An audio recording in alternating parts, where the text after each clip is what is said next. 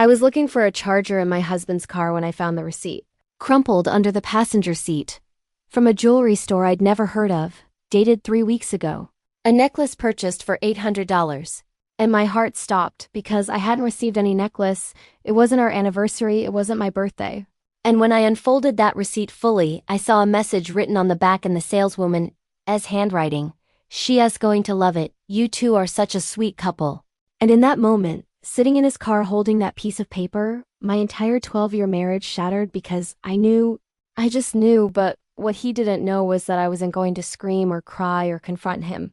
I was going to smile and plan and document everything while he thought he was getting away with it. Let me take you back to who I was before that receipt. I met David when I was 23, fresh out of college, working my first real job as a teacher making $32,000 a year. He was 25 in medical school, charming and ambitious, talking about the future we'd build together.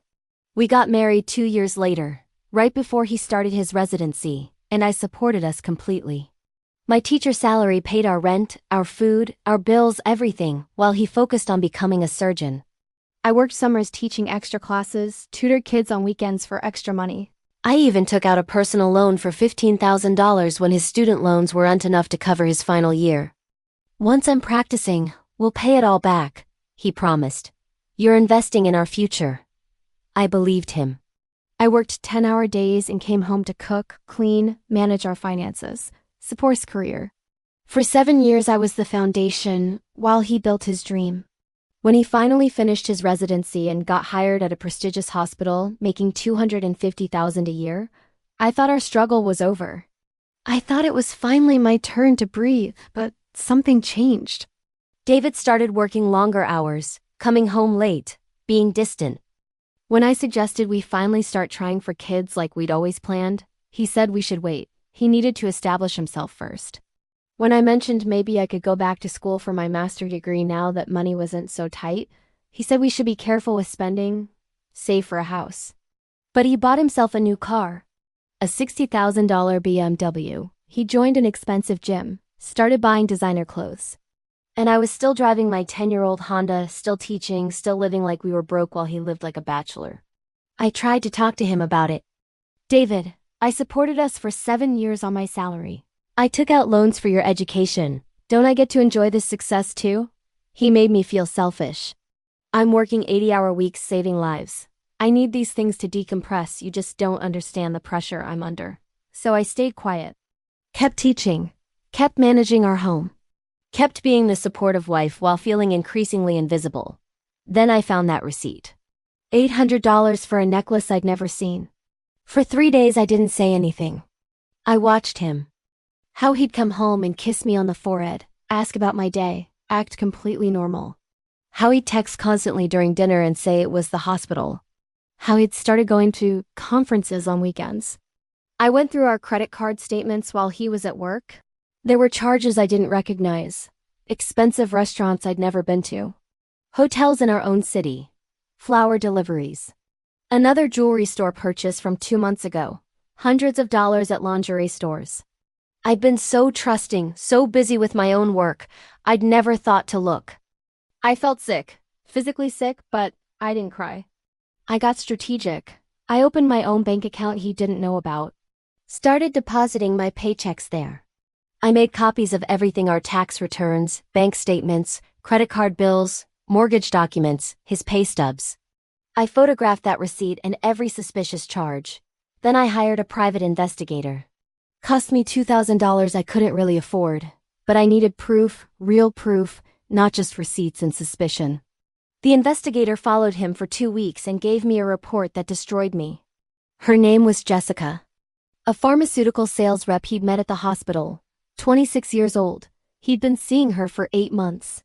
The investigator had photos of them together, holding hands at restaurants, kissing in parking lots, entering hotels together. He'd taken her on a weekend trip to wine country and told me it was a medical conference. The necklace? He'd given it to her at dinner while I was home grading papers. I sat in my car reading that report and I wanted to scream, wanted to go to the hospital and humiliate him. Wanted to call her and destroy her, but instead I drove home, made dinner, and smiled when he walked in. "How was work, honey?" I asked, and he kissed my cheek and said, Exhausting. I'm so glad to be home, and I just nodded and served him the pasta I'd made, and inside I was dying, but outside, I was perfect because I realized something crucial. If I confronted him now angry and emotional, he'd manipulate me, he'd gaslight me, he'd make me feel crazy, but if I stayed quiet and planned, I could take everything. I called a divorce lawyer the next day. The best one in the city. Showed her everything I had. What am I entitled to? I asked. She smiled. California is a community property state.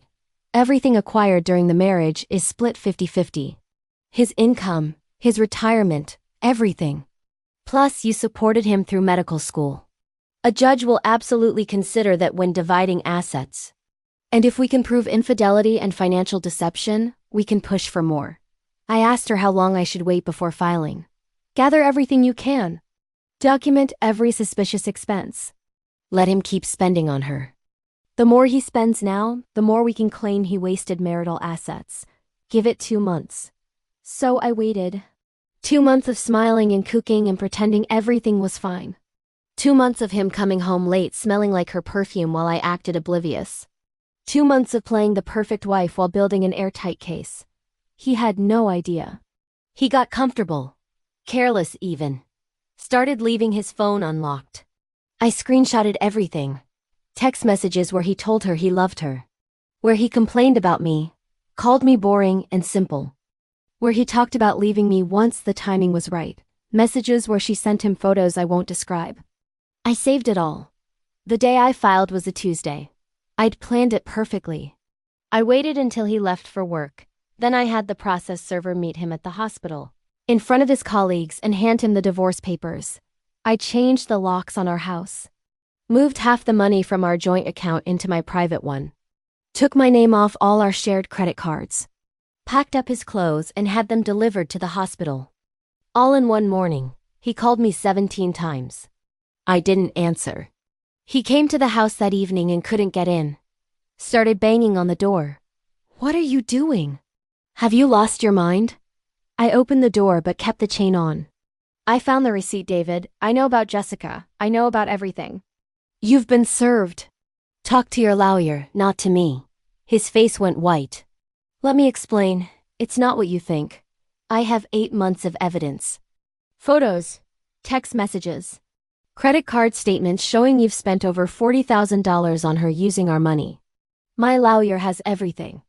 You want to explain it to a judge. I closed the door. He kept yelling through it, saying I was overreacting, that he'd made a mistake, that we could work it out. I didn't respond. Just called the police and said my estranged husband was harassing me. They came and made him leave. The divorce took 6 months because he tried to fight it. Claimed the affair meant nothing. That I was being vindictive. That he deserved to keep more of his income because he earned it. My lawyer destroyed him. Showed the judge how I'd supported him for 7 years on a teacher's salary. Showed the loan I'd taken for his education. Showed every receipt and charge where he'd spent marital money on his affair. Showed his text messages calling me boring while living off my support. The judge was not sympathetic. I got 50% of everything, his retirement accounts, his savings, half the equity in our house. The house itself went to me because I'd been making the mortgage payments from my salary for years while his income went to his lifestyle. He had to pay me $70,000 for my half of his retirement accounts immediately. Plus I got alimony, $3,000 a month for 5 years, because I'd sacrificed my career advancement to support his. Total, I walked away with over $400,000 in the house. David had to move into a small apartment. Had to sell his BMW to pay the settlement. His colleagues found out why we divorced because hospital gossip travels fast. Jessica left him 2 months after the divorce finalized. Apparently, she wasn't interested in a divorced surgeon with debt and a damaged reputation. She wanted the successful married doctor she could sneak around with, not the messy aftermath. I heard through mutual friends he tried dating, but women would Google him and find out about the affair and the divorce, and no one wanted that mess. Last I heard, he's still single, still working crazy hours, living alone. Meanwhile, I took my settlement money and made changes. I went back to school, got my master's degree in education administration, got promoted to vice principal with a $65,000 salary. I bought a small investment property with some of the settlement money, rented out for passive income. I started traveling, something I'd always wanted to do but couldn't afford. I went to Italy, to Japan, to Peru. I dated. Had fun. Learned who I was outside of being someone's support system. I'm 37 now. I own 2 properties. I have a career I love. I have money in the bank. I have freedom. And David? He has regret. He tried to reach out a year ago, sent me a long email about how he'd made the biggest mistake of his life, how he didn't appreciate what he had, how he wished he could go back. I read it once and deleted it. Because some bridges aren't meant to be rebuilt. Some betrayals don't deserve forgiveness. And some people need to live with their consequences. Here's what I learned from finding that receipt by accident.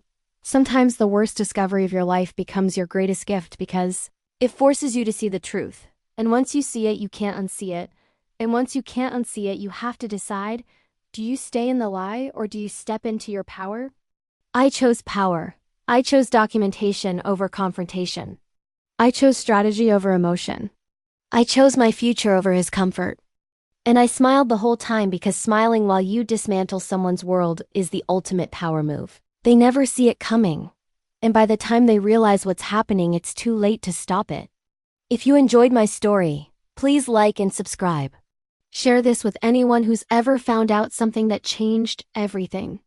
Because here's the truth, accidents happen for a reason. You find what you're meant to find when you're meant to find it.